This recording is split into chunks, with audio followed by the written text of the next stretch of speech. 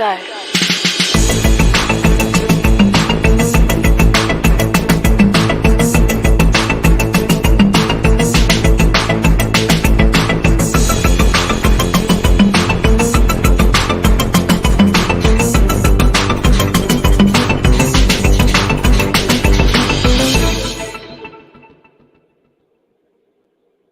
Hi, everyone, and welcome to Writer Mother Monster. I'm your host, Lara Ehrlich. And before I introduce tonight's guest, I need to apologize for the bird sounds that you might be hearing throughout this episode. For anyone who's watching live or who watches the episode after the fact on YouTube, you will see, I'm going to lift my computer up for a second, that I have chickens brooding right behind my desk, which is also why I don't have my usual backdrop up. And that is a story for another time. So anyway, forgive the chicken noises. I'm regretting not having put them in another room at this moment. But our guest today is Lian Dolan. Lian is a writer and podcaster, the author of 3 best-selling novels, The Sweeney Sisters, Helen of Pasadena, and Elizabeth the First Wife. Her latest book, Lost and Found in Paris, was published in April 2022, this month, and is a Southern California indie bestseller.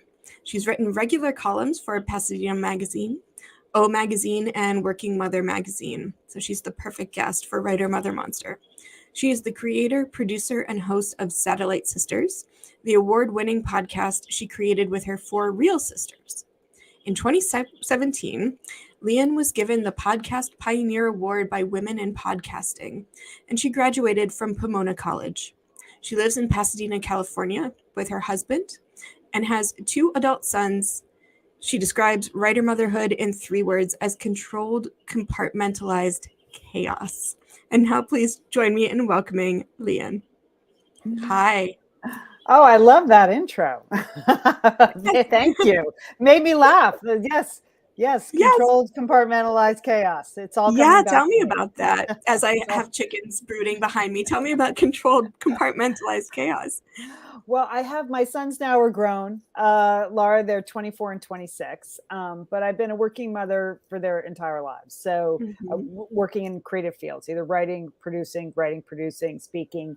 And I just learned to put things in little boxes that I could handle. Writing was a little box, motherhood is the big box, but writing was compartmentalized in weird little hours and after hours and nap times and after they went to bed and then, around their sports schedules and stuff. And the chaos was just something that happened that you couldn't really control. You couldn't control everything. And that's the chaotic part.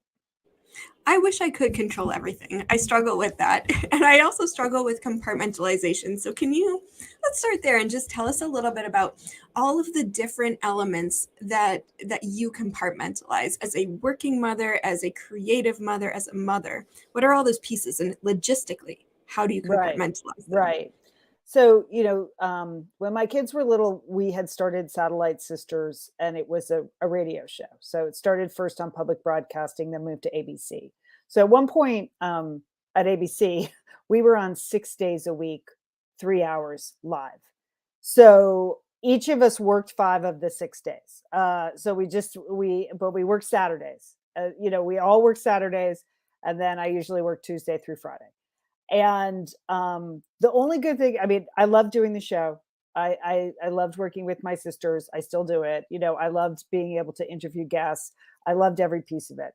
But it was a huge boon that it was early in the morning. I'm an early morning riser and I could get like a big chunk of my prep work done between 5 a.m. and 7 a.m. And then like the kids would get up. There was a transfer of power over to my husband and I would go to the studio. And then we would be on the air live 9 to noon. And then I'd have 2 hours of post-production work, whatever that might be, prepping for the next day. We were writing columns for O Magazine at that time and Working Mother Magazine. And I would just jam all that stuff into like my 2 hours post-production. And then I'd be home by like 2:30. So the afternoon and the early evening I would spend with them. And then a lot of times once they went to bed, I would go back to working. So I have to say, never really tried to, when I wrote and when I worked, I was always away from them. I never tried to do it all in the same room. That I could not handle that. And I still use a lot of compartmentalization, like little chunks of time here and there that I do extreme focus on various different types of creative projects. Like now with fiction writing, very compartmentalized, very different than producing the podcast. So that I do essentially, 5 days a week from 9 a.m. to noon. I have more flexibility now that the kids are older, obviously 9 to 2, but that's when I do it, super concentrated. So it's just something I kind of taught myself to do because you have no time to spare. You can't sit around and do nothing for hours. You can't go to the coffee shop for an hour in the middle of the day. No, you got like 2.5 hours to like crank something out. And so I learned to do that. Oh yeah. Sounds very familiar. Okay. So I've heard others say that they write these things down. So it's sort of, they have a calendar where they'll write like this hour from this hour is the time for fiction writing and so on.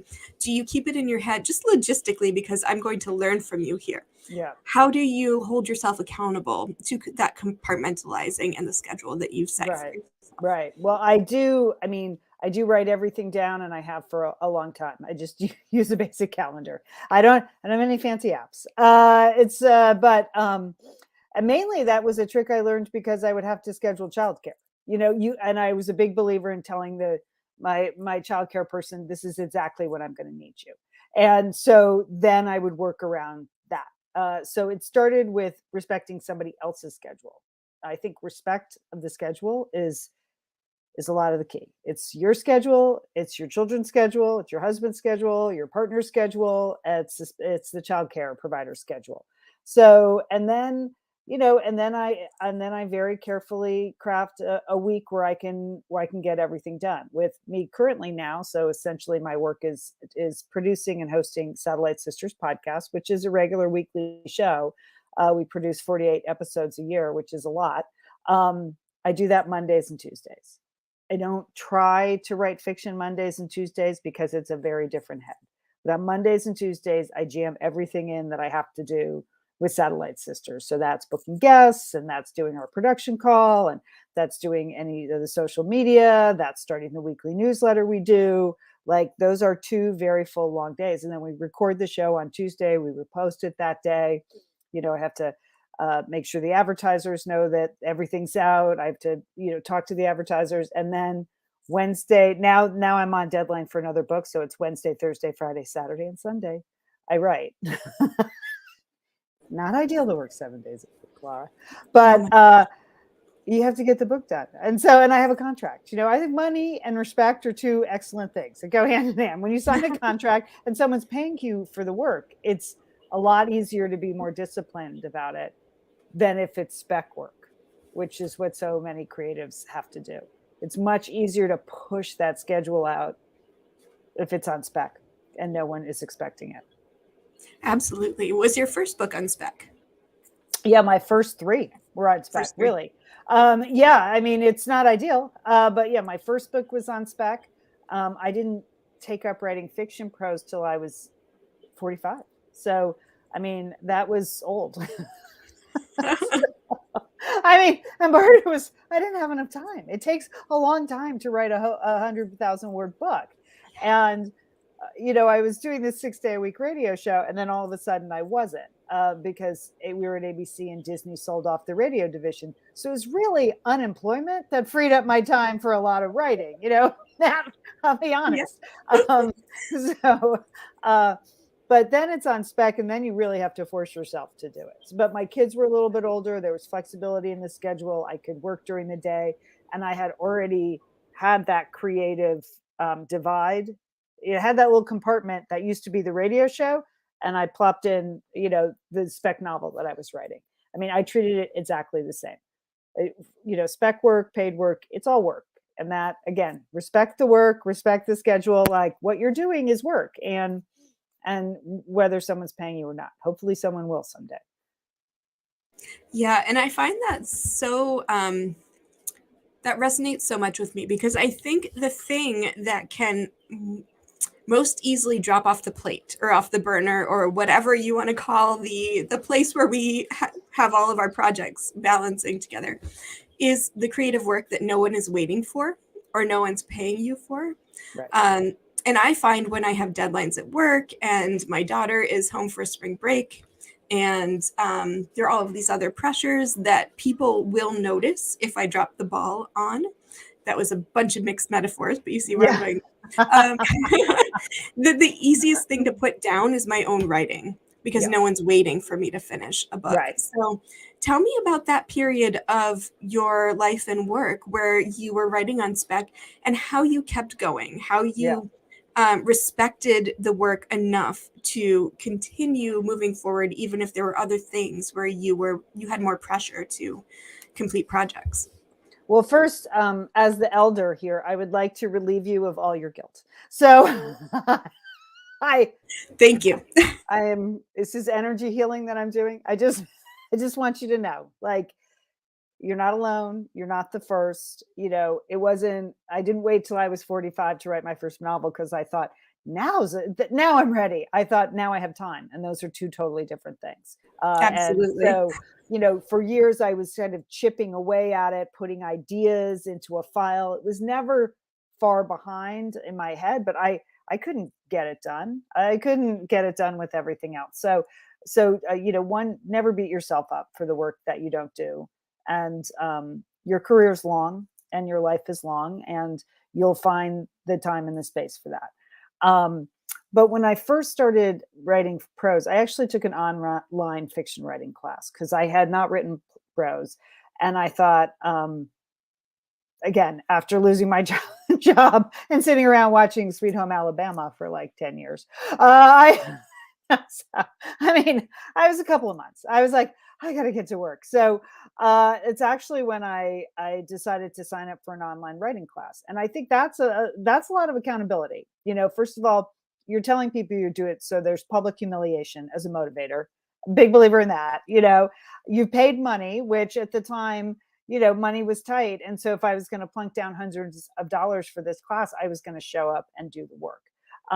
And then I met other people in the class that we then would form a writers group. And that was almost all the accountability I needed, that those three elements and desire really pushed the project forward. And that was an ideal circumstance, that in the sense that there was a global financial crisis. So a lot of people were out of work, and I was in the media business. No one had any expectations that I was going to go get another 6-day-a-week radio gig because radio stations were collapsing, but I could really focus on it. And I had to reinvent my career. So there was a lot of pressure, and I could handle that. Now, and I finished the book in a year. I found a publisher, which was a little bit of a miracle, but I did. And the book came out and was really an unexpected hit here in Southern California, and stayed on the LA Times bestseller list for a year. It was about as good a publishing experience as you could have. But the book that I'm out with now, Lost and Found in Paris, Laura, that took 9 years to come out. I started that in 2013. And after I'd already written 2 novels, I published a nonfiction collection as well. And that one was just, sometimes life takes over. I was also writing it on spec. I was trying to move from my smaller publisher to a bigger publisher, which eventually I did. But at the time, like, I had just lost both my parents, so I had to go through a grief process. I had kids I had to get, I'm sorry to say that high school is also a very busy time for parenting in different ways. I'm sorry.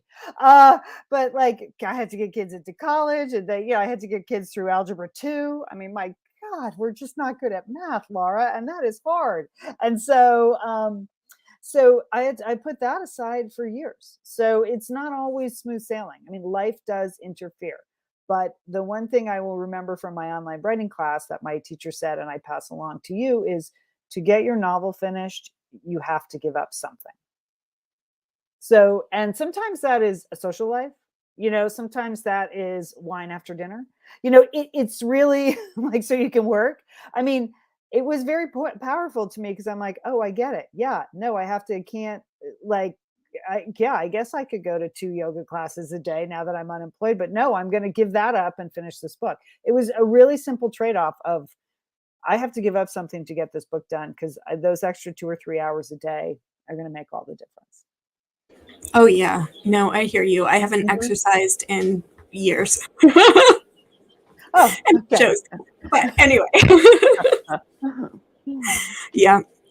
So you said that you, for your first book, you had been keeping notes and sort of not waiting for the opportunity, but like finally when you had that time where you could slot the book into where your podcast had been, it was time to write that novel. Had you always wanted to write fiction? Where did I this drive think to I write think I novels? had. I mean, I always wanted to make up stories. So when I first moved to Los Angeles, it wasn't a writing major in college. I went to a school that didn't even have one at the time. So I was a classics major. I studied Greek and Latin, but I also I had always loved storytelling. I wrote for the school newspaper. I did all kinds of creative things, and then when I my first job out of school, I worked at Nike, actually, in their film and video department, and I started as the assistant to the executive producer there, and that's when I figured out, oh, I really like writing. Yeah, I like producing. I like putting things together. Now, I was writing mainly about sports and sneakers and things like that because it was a footwear company, but I really enjoyed that piece of it. Found out I was pretty good at producing, organizing things, getting things going, like, making sure everything got done. I liked the creative aspect of it. And then I moved to Los Angeles when I got married, and I thought, oh, I'll be a screenwriter. So that's what I tried first before fiction, was a couple of screenplays. Still unproduced, so call me if you know anybody. But and that I studied and at the American Film Institute. I just took public classes. I wasn't getting an MFA. Anyone could sign up for these classes, but the 3 act structure really stuck to me, and I liked making up stories. I figured that out, and then we started doing Satellite Sisters, so that creative work kind of got put aside, and I did a lot of essay writing and personal essays and columns, humor columns for Working Mother and for O Magazine. So I did a ton of writing, but this fiction just seemed like, whew, this next step. That seemed pretty hard to me. And so that's why when I had this chunk of time, I took a class. I was like, okay, I think I have a story to tell, and I think it's actually a better story in a novel than in a screenplay. So, that's the long answer to that. So yeah, I always loved making up stories, but I really thought screenwriting was going to be where it was at for me. It's an interesting transition though, and actually I feel like, so a long time ago I took a playwriting class Mm. thinking that I was going to write plays, and the lessons I learned about dialogue in a playwriting class have stuck with me, and um, the lessons from that course about making every line count, so people don't just sort of sit and have, well, in real life they might have conversations that don't matter and don't go anywhere, but if someone's going to spend the time to sit and read your work, every sentence should have some sort of meaning and some reason for being on the page. So I can see how screenwriting could lead you into fiction. Tell us Yeah, a there's little. a lot of value in learning any kind of creative structure. I mean, I would Absolutely. love to take a playwriting class. I do. I've said a million times, every single thing I've ever written leads to the next thing, regardless of what platform it's on, whether it's a column, whether it's a piece for the podcast, or whether it's fiction. Like, it's all going somewhere. It may not be obvious. It may seem to other people that you're doing this, but you're really understanding a good beginning, a middle, and an end. And you're creating a disciplined writing life, and you're putting words to paper, and you're putting that out there, and you're accepting critique. And that's all really valuable to get to the next level, and to get published, or to get wherever you want to get. You need to be able to do all those things. Oh, absolutely. Tell us a little bit then about the first book. And for anyone who hasn't read it, please go read it immediately. But tell us a little bit about your work. Give us the elevator pitch, and then lead us through your next few books and what you've learned from each one successively to where you are now. Sure. Oh, this is fun. This is a fun exercise. Yeah. I mean, when I started writing fiction, I had a couple things that I had already figured out. I'd sort of figured out who I was, like what my voice was, because I'd had Satellite Sisters. I'd had this long running column in Working Mother called the Chaos Chronicles about my life as a working mother. Like I understood what was interesting to me. And because we had so much feedback from the radio show, I also kind of knew what was interesting to other women. Like I had a little focus group, basically. I would never say to anyone, write to a focus group. But I also found like, okay, for me, this is what my niche is going to be. I wanted to write the kind of books that I like to read. And those books had, they were fun. They had a plot that moved. There was pacing. I liked books with a little bit of romance. I liked books with a little bit of history where maybe I'd learned something. And I liked books about modern contemporary women. At the time, I read almost zero historical fiction, was not into that at all. So I thought, okay, that's what I'd like to write. I'd like to write books that reflect modern women, that are funny, that have a little bit of romance, a little bit of history, and a plot that moves. But I actually thought that there was a lot of women's fiction out there that was described as funny that wasn't really that funny. So this is the overconfidence law. This is where overconfidence comes in, because I was like, I could go right in that slot because this is cute, but it's not LOL. I mean, it's not fun. It's not that funny. So I thought if I can figure out a way to get into that niche, that would be a good slot for me. I wasn't looking to write War and Peace. I was just looking to write an entertaining book that I would like to read. And so my first book was Helen of Pasadena. I planned a series of 3 books because one book wasn't enough when I hadn't written any. And the first one was Helen of Pasadena. And it was a book about a contemporary woman being inspired by a historical woman. That was sort of the premise I set up for this trilogy. And so Helen of Pasadena was a social satire set in my current hometown of Pasadena, which I thought was a good place for fiction because I thought it had not been exploited. I was sort of surprised. There's a lot of women's fiction that's set in New York, of course, or the Outer Banks or Nantucket. There's certain pockets of the geography that women's fiction gets set in. But I thought, Pasadena is like this super traditional town. Everyone's heard of it because of the Rose Parade, but it's pretty unusual for a city. It's big enough. It's multicultural. It has new money and old money. It has a lot of good tensions here. So I set it in Pasadena, and it was about a woman who at age 40 found out that her husband was not only having an affair, but he had also sort of lost all their money. And then he was plowed over by a Rose Parade float. So boom, social satire. And so that right there, that was like the opening chapter. And then so Helen has to kind of reinvent herself. She has to go back to school. She's in this highly competitive, place where people are judge themselves by where their kids get into high school, and she has to figure that all out. And she has to kind of reclaim herself. So that's what Helen of Pasadena was about. And it was, at the end of the book, I was like, oh, I reinvented myself too. Now I'm a novelist. It was really, I was like, I solved my own problem with my own fiction. That was Helen. And then the second book in that series was a book called Elizabeth the First Wife. And that had a woman who was a Shakespeare professor. And it has a lot of Shakespeare in it. So it starts here in Pasadena. She teaches at the community college here. And her ex-husband, who is now a very famous action star, comes back and says, I want to do this avant-garde production of A Midsummer Night's Dream at the Ashland Shakespeare Festival.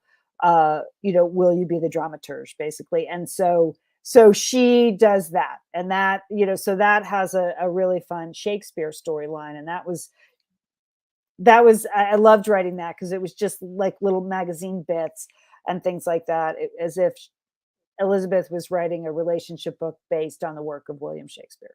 So that has a lot of mixed writing in it, which I enjoy doing, and it has theater, and it's fun. It's a family story. I do love that book, actually. I have to say, not that you have favorite children, but I don't know, I liked it. And then I kind of took a left field. I had the opportunity to move to William Morrow, and so I wrote The Sweeney Sisters in 2018. That was a book, because you had asked about pitch and spec. So I had already written this book.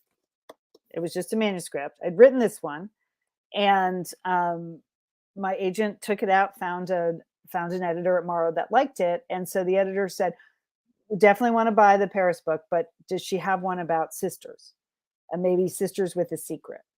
So this is, a great position to be in, Laura, that to have an editor actually tell you what she wants the book to be about. It's like, oh my God, thank you.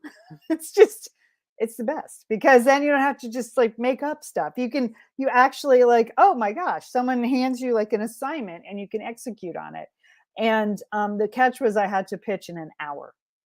So I had an hour. My agent's like, okay, you're going to talk to her an hour. Do you think you could cook up a book about sisters with a secret in an hour? And I did. Wait. Okay, let's pause here. Sisters with a secret. So, tell me first, why sisters with a secret? Like, where did this come from? So, the sisters are pretty popular. Think about like the bookshelves, shelves you see in a bookstore, right? A lot of books about sisters. People are fascinated by sisters. We have found that doing Satellite Sisters. Like conceptually, people are interested in them. It's either because they have sisters, or they relate to sisters and like how they interact with their sisters, or it's because they don't have sisters and always want to know what it was like to have sisters. And so, the editorial calendar at a publishing house, they kind of know what their holes are in terms of content. And I think she was trying to fill a very specific hole. Like, oh, we have a a heavy romance book, and we have this book, and we have that book. Oh, we should have a sisters book for the summer. And I think that's literally what it was, And but then with a secret, I don't know, that was the editor's note. And I think it was natural that she would sort of give that assignment to me, because by then I had been doing Satellite Sisters, for almost 2 decades. And so in a sense, I was a professional sister. Like, we had talked about sisters, written about sisterhood, had sister experts on. Like, I had developed Satellite Sisters not once, but twice for TV with various production companies in Los Angeles as sitcoms. So, I had a lot of notes and a lot of pitch notes and a lot of character build out from that kind of stuff. So, it didn't surprise me that she asked me do you have a book about sisters? But I think that's where experience comes into play. If my first publisher had said, do you have a book about sisters? I would have said, no, I just wrote this other book about Helen. I got nothing.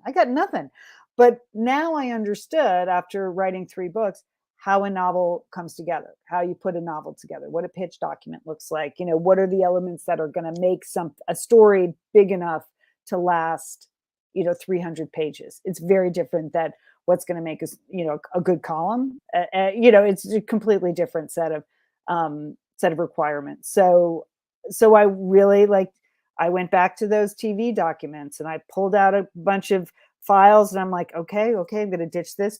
I got these 3 sisters. Okie doke, got that. Okay. Where am I going to set this book? Well, I know there's a bias in the publishing business towards the East Coast. They're very confused by books set other than the East Coast, and they just don't understand the rest of the country. That's fine. So I was like, well, I grew up in Connecticut. I'm going to set this one in Connecticut. Great. Okay, check. I know they like books about books. So I made the father an author, a famous author. Okay. And then I needed the secret. And I remembered a Facebook post from our Satellite Sisters Facebook group about somebody who it was 3 adults in the picture. And they're like, we met our new brother this weekend. We're not going to go into a lot of details, but thanks to an over-the-counter DNA test, here we are, siblings. And and we have a very nice corner of the internet. So all the Satellite Sisters and Misters were like, yay, that's so great. And I was thinking, oh, that sounds terrible.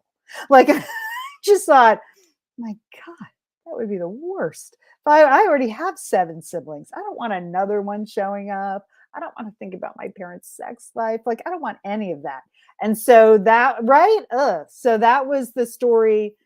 I pulled those things together, and that's what I pitched in an hour to her, and they bought it spec. I mean, I did have to very quickly do a 2-pager and then a 10-pager. By the end of 2 weeks after I pitched it, I had a 20-page outline for the book. And that's what they bought. So, but it was very quick, completely different than my other books. Oh my gosh. Yeah. But that's experience. That's 100% experience.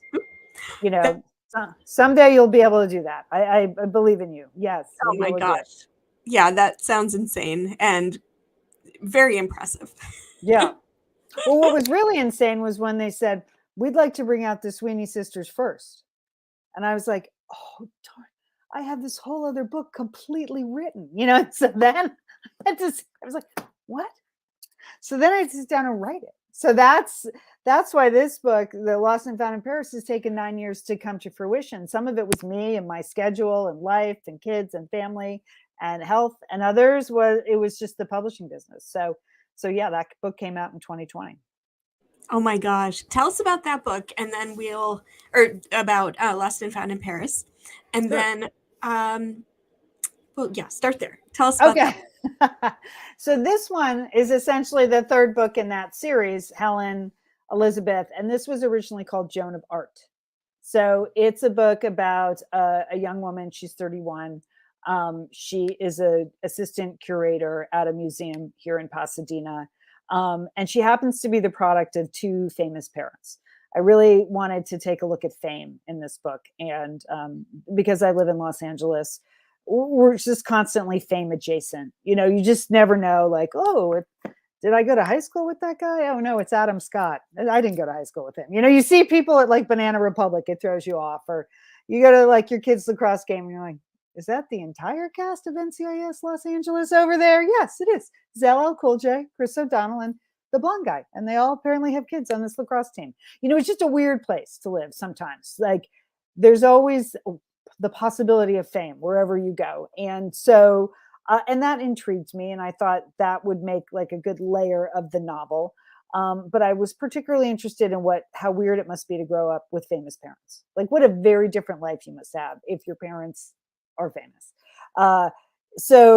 Which is different than being rich. Sometimes they're rich and famous, but fame is its own thing. So I started to build out this character of Joan, who was in her early 30s. Her father is a light and space artist. Her mother is a supermodel because, you know, it's fiction. You can do that. You can make them whatever you want. So, but she loses her dad in 9/11.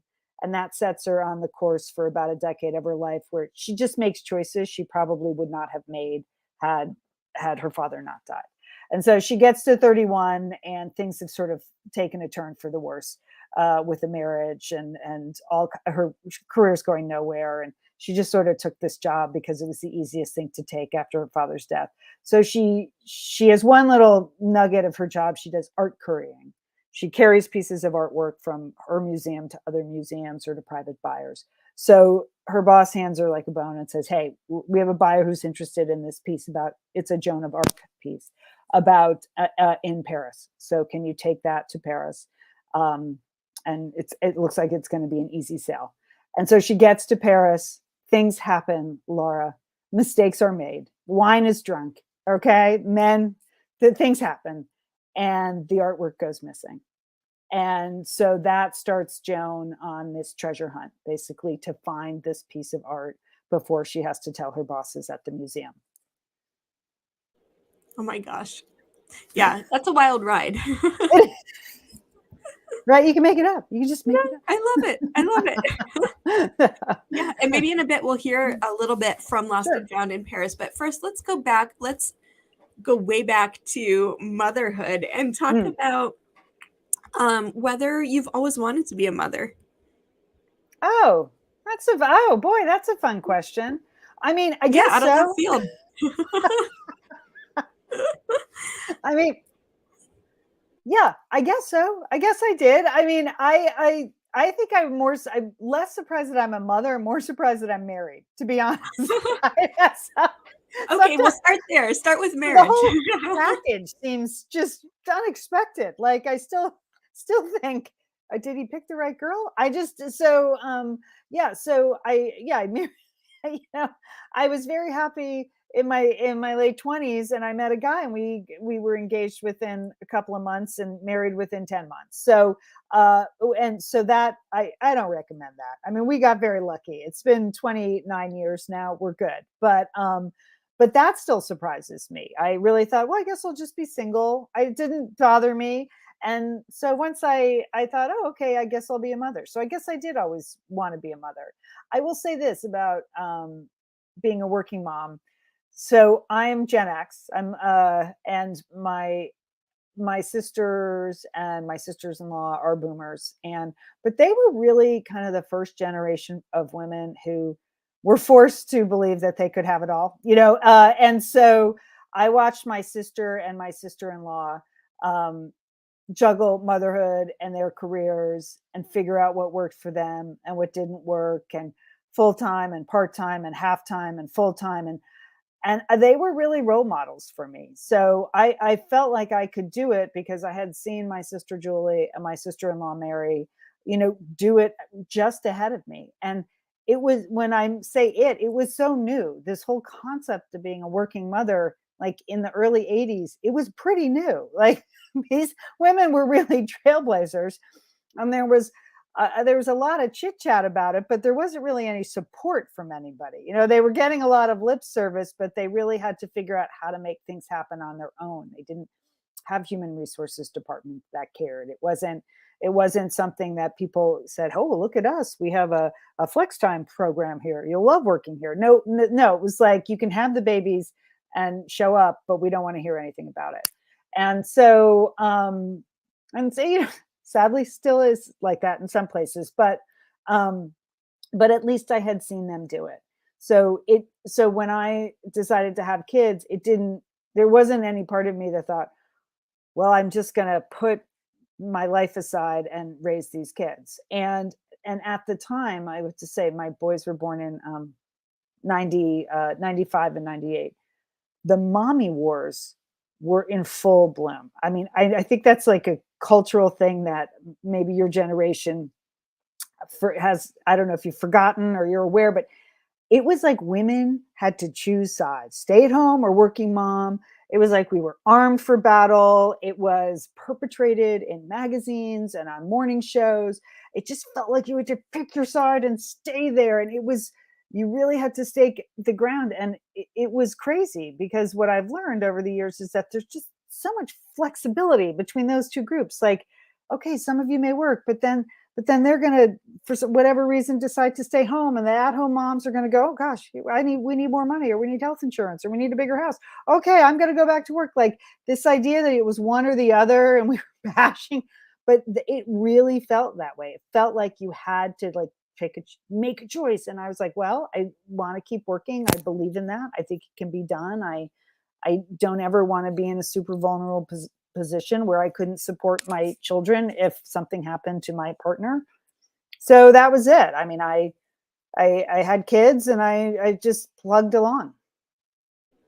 Yeah, definitely. Tell me a little bit more about once you had your kids and the logistics of holding down. So I know the writing came a little bit later, but you had the Yeah. podcast and you had a Yeah. creative passion at that time. So tell me a Yeah. little bit again about that early period of having kids and having work and having marriage and all of the things. How did you I've It given up was hard. I've given up on people. I've given up on asking how to find balance because I think that's No. impossible. Yeah. I think, yeah.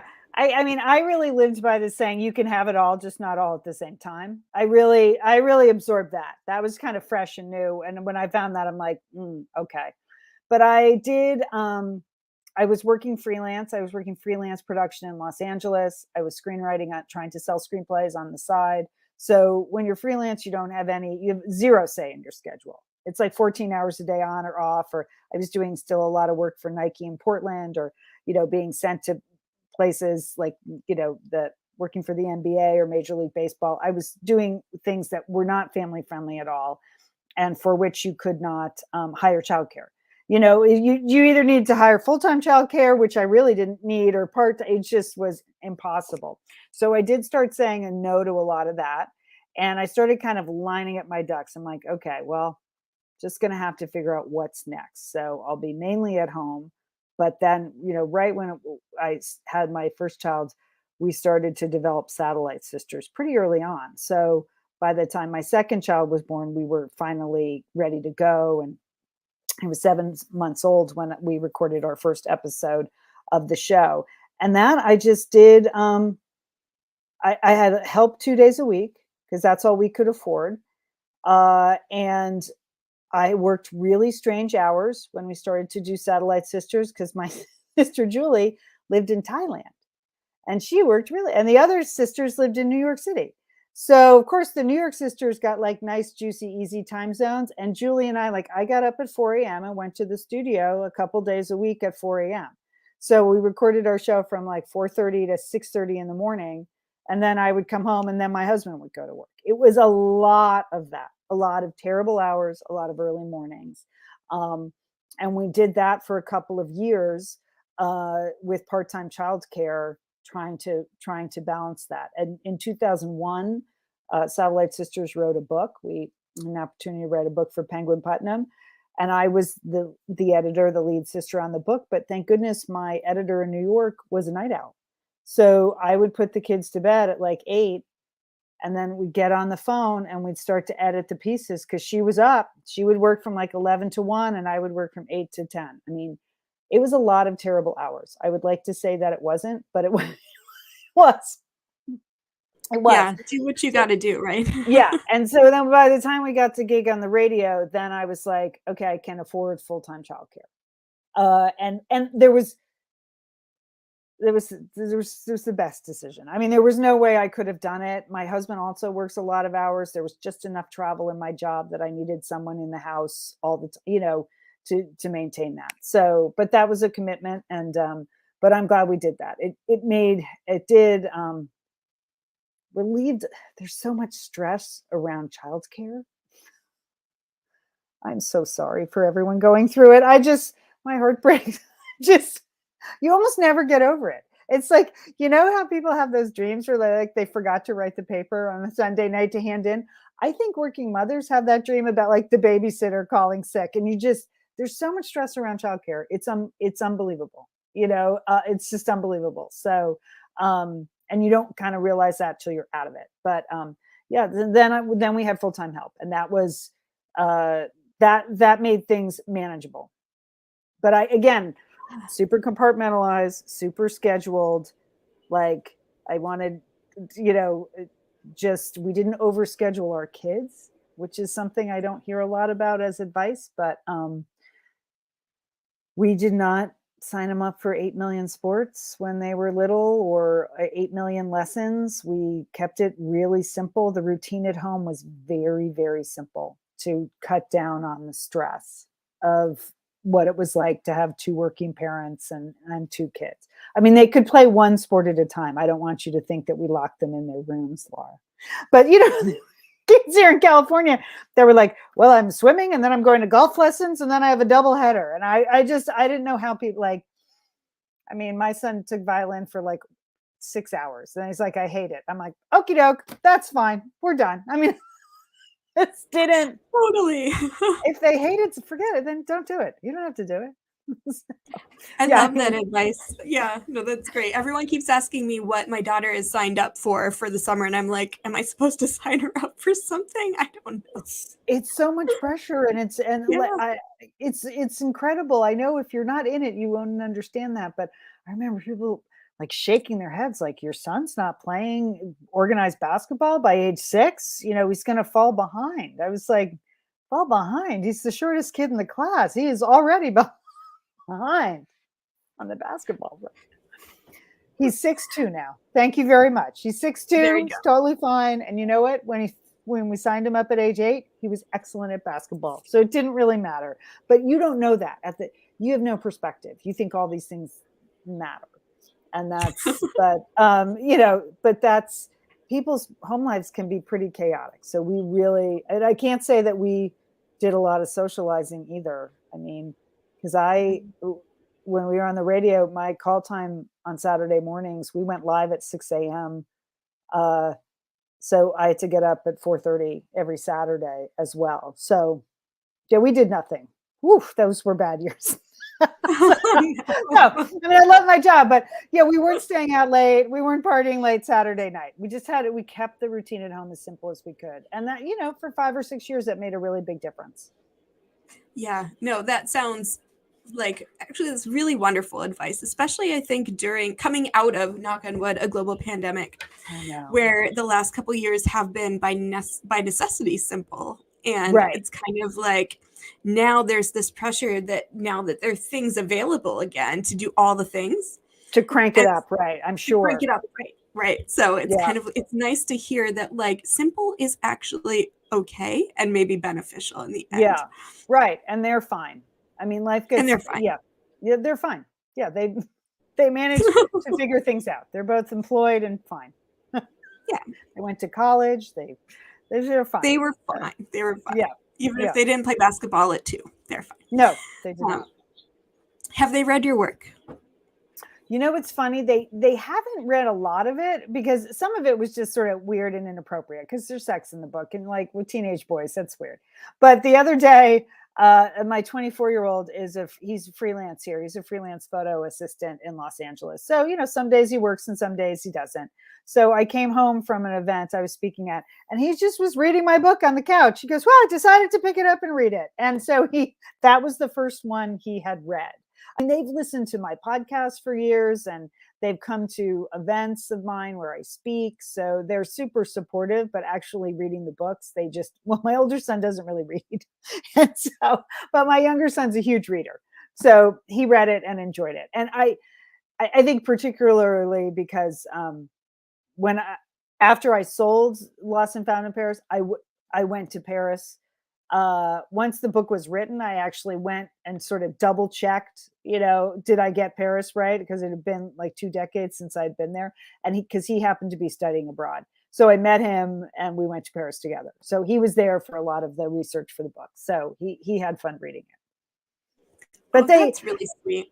Yeah. You know what's fun though is just in terms of the long haul, both of them are visual artists. So they're both in the photo and film business here.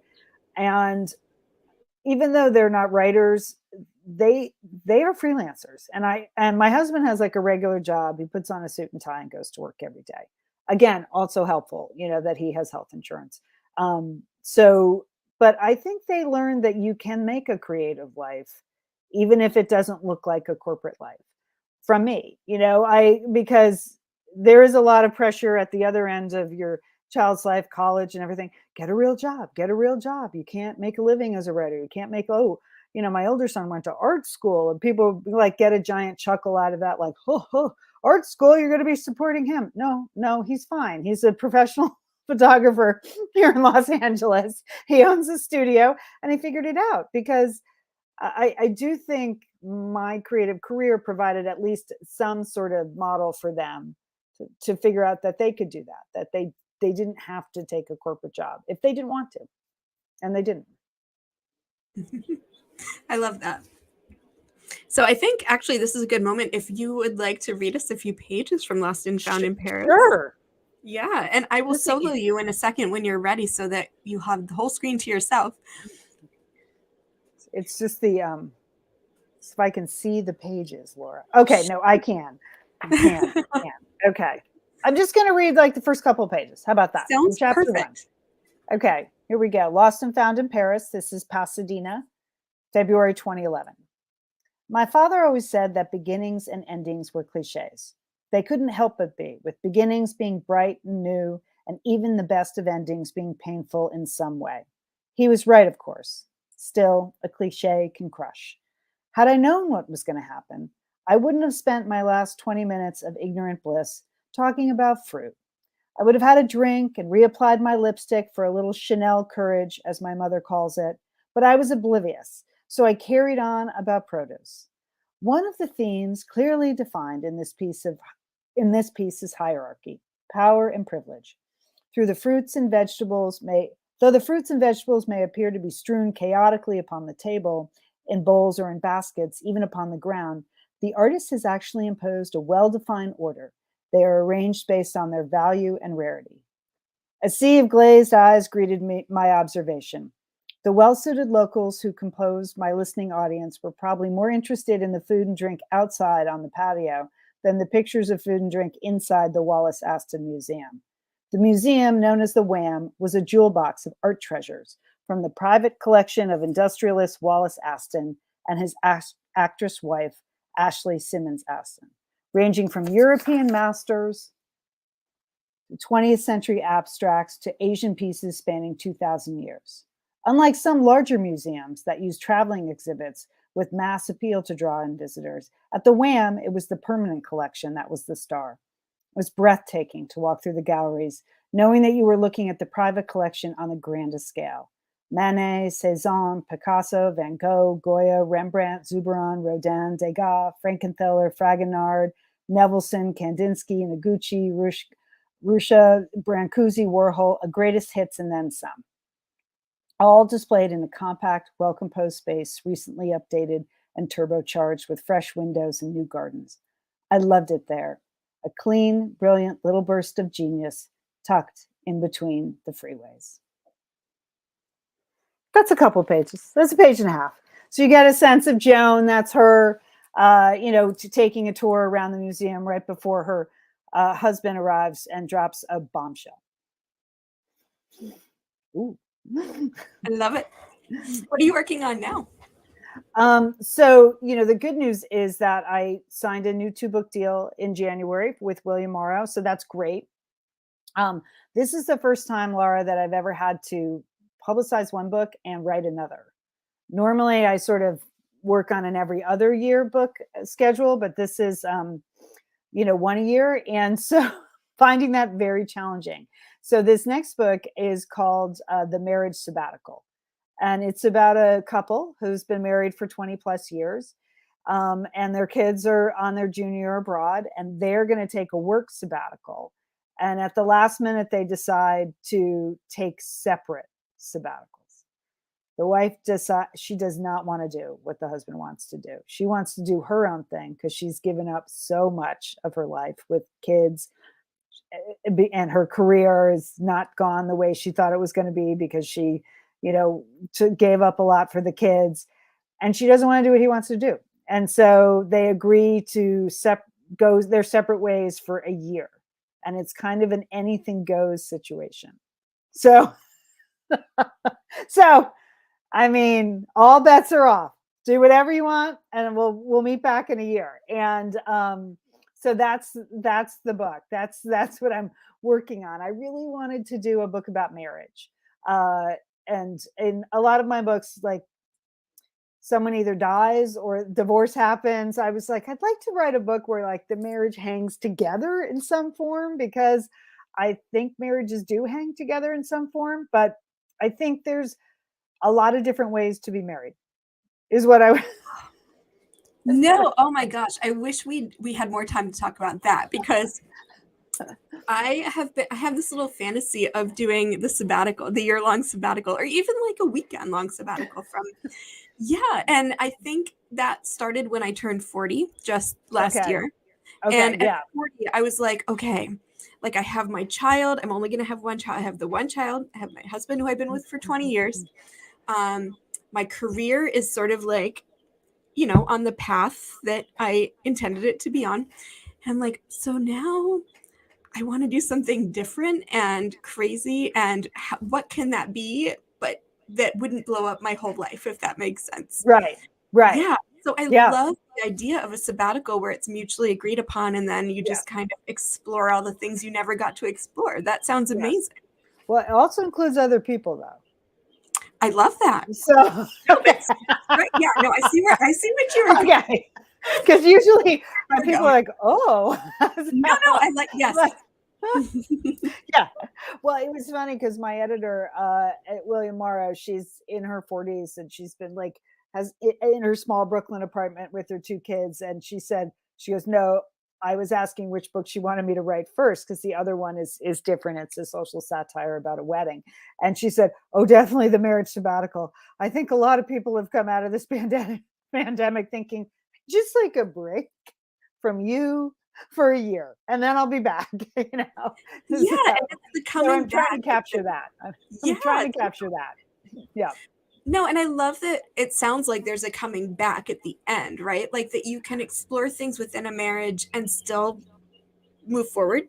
Yeah, we'll see. We'll see how it. I mean, I think I know how it ends, but sometimes when you get to the end, you don't know. Like things change, but I think I know how it ends. I don't want to give it away, but I think I just think marriage is an interesting topic, and that we only, if I just think it really evolves. I think you have one view of marriage when you're just married and this is the way it's always going to be, and you take those wedding vows and you think for better or worse, you're like, well, it'll be for better like 99% of the time. So how hard is this vow? and, whew, and then in comes life and all kinds of things, kids or unemployment or illness or just, your mother-in-law, you don't know what's going to happen. So, yeah. Well, and you as a person change a lot in the course of yes. 10, 20, 30 years. And then it's kind of like, well, who am I outside of this partnership? And Yes. I love the idea of exploring that. So that sounds really fascinating. Yes, that's what I'm working on. But I am finding it very hard, even me, to compartmentalize the book promotion, the podcast, the new book. So I'm sure. But I'm trying not to freak out, is what I would say. Well, really trying. No, and when the new book comes out, we'll have you back on because I want to hear about that one too. Okay, yeah, we'll dish for sure. Absolutely. Thank you so much. This was such a pleasure to talk to you, and I enjoyed it. These are all questions I haven't been asked or thought about in a long time. So you're doing a service out there for creative women everywhere. That's fantastic. Thank you, Laura. Thank you, as are you. So I appreciate you, and thank you so much for joining us. Thanks. Goodbye. And thank you all for joining us as well. It's been a pleasure as always. If you've enjoyed the episode and Writer Mother Monster in general, please consider becoming a patron or patroness to help me keep the podcast going. In the meantime, enjoy some past episodes, re-listen to this one, watch it wherever you watch the video, whether it's YouTube or on the website, writermothermonster.com. And we will see you next week. Bye, everybody.